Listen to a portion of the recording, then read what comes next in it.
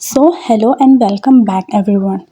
आज आपको ये स्क्रीन में दिख रहा है इम्यूनाइजेशन, जो कि बहुत ही इम्पॉर्टेंट टॉपिक है जिसके बारे में आज हम जानेंगे कि इम्यूनाइजेशन हमें क्यों पढ़ना है, ये कितना इम्पॉर्टेंट है। तो इसमें कुछ बेसिक्स टॉपिक्स हैं जिनके बारे में जानेंगे कि इम्यूनाइजेशन होता क्या है, इसके ऑब्जेक्टिव्स क्या होते हैं, इसके इम्पॉर्टेंस क्या होते हैं, इनके हज़ार्ड्स क्या होते हैं, इनका शेड्यूल जो मेन टॉपिक है इम्यूनाइजेशन शेड्यूल वो होता क्या है। साथ ही जो इम्यूनाइजेशन हम प्रोवाइड करते हैं वो बेबी के लिए कितना इम्पॉर्टेंट होते हैं ये भी जानेंगे। तो एक एक करके ये सारे टॉपिक्स को आज हम ख़त्म करने वाले हैं।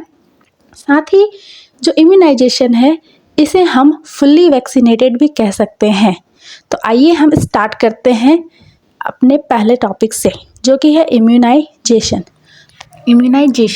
इसमें हम पढ़ेंगे इम्यूनाइजेशन अगेंस्ट डिफरेंट इन्फेक्शन। इसका मतलब यह कि मानव शरीर को विभिन्न संक्रमण रोगों से बचाने के लिए जिस शेड्यूल या फिर जिस प्रोसेस का यूज़ किया जाता है उसे हम इम्यूनाइजेशन कहते हैं, जिसमें सारी बीमारियों से लड़ा जाता है अपने बॉडी के इम्यून सिस्टम को बढ़ाकर। साथ ही हम इसमें ये भी जानेंगे कि टीकाकरण का उद्देश्य क्या है, जो कि बहुत ही इम्पॉर्टेंट है। इसे स्टार मार्क लगा लें कि टीकाकरण का उद्देश्य क्या होता है। रोगों के संक्रमण से बचाव एवं नियंत्रण, कि कोई भी बीमारी होता है उनसे किस तरीके से बचा जाए। साथ ही जो IMR होता है उसे घटाना, MMR को घटाना, और जो स्वस्थ हमारा बॉडी है उसे आगे इसी तरीके से हेल्दी रखना। और साथ ही ये क्या होता है कि जो कैरियर होते हैं वाहक के रूप में कार्यशील पर नियंत्रण, उसे भी कंट्रोल करना, टीकों का नियंत्रण, इससे भी कंट्रोल करना। अब हम बात करेंगे टीकों से रोगी जानलेवा बीमारी, मतलब ये जो हम टीके लेते हैं वो टीके किन किन बीमारियों से हमें बचाते हैं। तो ये हैं वो बीमारियां जैसे tuberculosis, tetanus, measles, diphtheria, polio, whooping cough, hepatitis B, Japanese encephalitis. ये कुछ बीमारियां हैं जो हम जब इम्यूनाइजेशन लेते हैं, जो इंजेक्शंस लेते हैं, उनसे हमें बचाता है। अब हम बात करते हैं इम्यूनाइजेशन शेड्यूल के बारे में, जो कि हर जगह यूज़ किया जाता है। यहाँ पे उन सारे इंजेक्शंस के नाम हैं जो कि हमें दिए जाते हैं। साथ ही इसे किस उम्र में लगाने चाहिए, उस दवा का डोज क्या होना चाहिए, साथ ही उसे किस तरीके से किस जगह पे लगाना चाहिए, ये चीज़ सारे यहाँ पे डिनोट किए हुए हैं। जैसे BCG वैक्सीन कब लगाने चाहिए, DPT वैक्सीन कब लगाने चाहिए, oral polio vaccine, measles, DPT, OPV, TD। साथ ही साथ यहाँ पे कुछ और भी हैं जिससे हम बच सकते हैं, जैसे है TT है, डिप्थीरिया है, विटामिन A है, जो बेबीज़ के लिए बहुत ही इम्पोर्टेंट होते हैं। इसे कब लगाना चाहिए, कितने डोजेस पे लगाना चाहिए, और इसे लगाने का रूट क्या है, इसे मैं और अच्छे से क्लियर करूँगी एक छोटे से वीडियो में। तब तक से हम बात करते हैं कि इंजेक्शन सेफ्टी एक्चुअली होता क्या है, इसमें हम क्या करते हैं। इसमें हम बात करेंगे कि इंजेक्शंस जो हम लगाते हैं उसे हमें अच्छी तरीके से लगाना चाहिए, और जिन्हें लगाया जा रहा है उसे सेफ्टी तरीके से लगाना चाहिए। इसमें कई सारी पॉइंट्स हैं कि कई सारी बीमारियां जो हैं इंजेक्शन लेने और देने के वजह से फैल जाती हैं, इसलिए हमें अपने हाथों को धो के उन्हें इंजेक्ट करना चाहिए। साथ ही किसी घाव जगह पे इंजेक्ट नहीं करना चाहिए।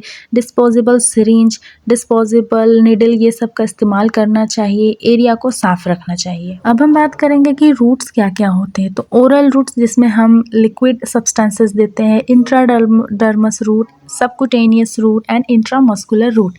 इन रूट्स में हम इंजेक्शन को इंजेक्ट करते हैं। साथ ही अब हम बात करेंगे जो इम्यूनाइजेशन शेड्यूल में इम्पॉर्टेंट वैक्सीन्स हैं उनके बारे में। बात करते हैं BCG के बारे में, तो जो कि जन्म के 24 घंटे के अंदर प्रोवाइड कर देनी चाहिए बेबी को। इसे बच्चे के बाएं कंधे पे लगाना चाहिए। इसे TB से बचाने के लिए लगाया जाता है। बात करते हैं DPT, जो कि 3 कंपोजिशंस ऑफ वैक्सीन्स होते हैं जो डिप्थीरिया, पर्टुसिस और टेटनस से बचाते हैं। ओरल पोलियो की बात करें तो ये लकवा से बचाने के लिए इस्तेमाल किया जाता है, जो कि बच्चे को जन्म के समय से ही 2 बूंद दिया जाता है और उसे लगातार करके 4-5 डोज तक इसे कंप्लीट कर दिया जाता है। बात करते हैं टेटनस टॉक्साइड का टीका, जो माँ और नवजात बच्चे को टेटनस से बचाने के लिए हर गर्भवती महिला को दिया जाता है। बात करते हैं हेपेटाइटिस बी, जो कि यकृत शोथ से बचाने के लिए लगाया जाता है। ये शिशुओं तथा उन व्यक्तियों में लगाया जाता है जिन्हें संक्रमण होने का ज़्यादा खतरा रहता है। बात करते हैं जापानीज इंसेफेलाइटिस की, जिसे हम JE भी कहते हैं, जो मस्तिष्क ज्वर से बचाने के लिए हमें लगाया जाता है। बात करते हैं अब पेंटावेलेंट टीका की। बात किसे करते हैं? पेंटावेलेंट टीका की, जिसमें 5 वैक्सीन्स को मिलाकर एक वैक्सीन्स बनाया जाता है जो 5 बीमारियों से हमें बचाता है। That is diphtheria, tetanus, whooping cough, Hib and hepatitis B. इनसे हमें बचाता है। अब बात करते हैं हम PCV, जो कि है न्यूमोकोकल कंजुगेट वैक्सीन, जो कि यह वैक्सीन निमोनिया से बचाने के लिए हम बच्चों को लगाया जाता है या फिर हर किसी को। अब इम्पॉर्टेंट टॉपिक है कि हज़ार्ड ऑफ इम्यूनाइजेशन होता क्या है, मतलब टीकाकरण से खतरे।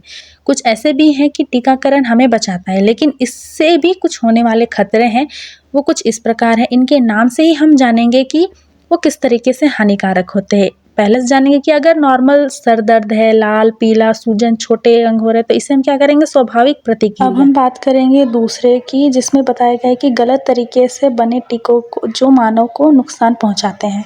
तीसरे में हम बात करेंगे कि विशिष्ट जीव जंतु या मनुष्य से बने एंटीबायोटिक के लिए। फोर्थ हम बात करेंगे कुछ टीके प्रतिक्रिया स्वरूप स्नायुघातिक दुर्घटना उत्पन्न कर सकते हैं।